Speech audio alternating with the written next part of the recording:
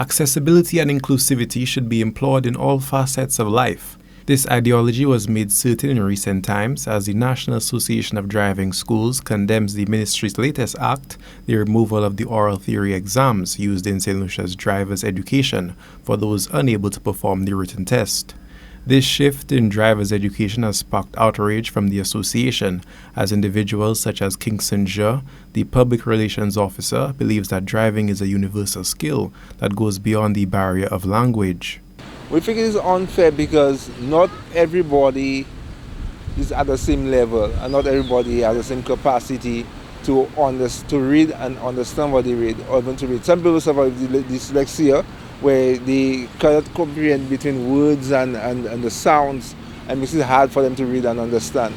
So the oral exam is very for those persons, although they might be the minority of persons in our society, we have to cater for them.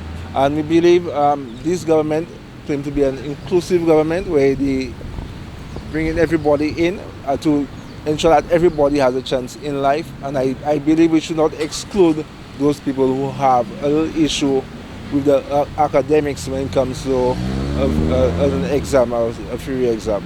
Kingston Jha is in agreement that there are literate individuals who do the oral exam as a way of cheating, but he still maintains that the ceasement of this type of test is uncalled for. I believe the system before, where they had an oral exam, persons believe that it was an easier exam, so many people went for it.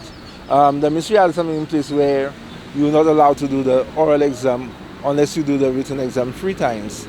But driving schools and persons in the public and the ministry itself are culpable for allowing the free exam to be abused, in that we have university graduates going and do the oral exam on the first try. And they clearly can read, they clearly can understand, but they figure, hey, it's a faster way to ensure I pass and continue on. The ministry should have recognized, hey, that person as a first exam and not allow them to do an oral exam. Driving instructors as well should have recognized, hey, that student should not go to an oral exam. I should not book an oral exam for that student. So the ministry finds itself where we have many people coming and do an exam with one invigilator.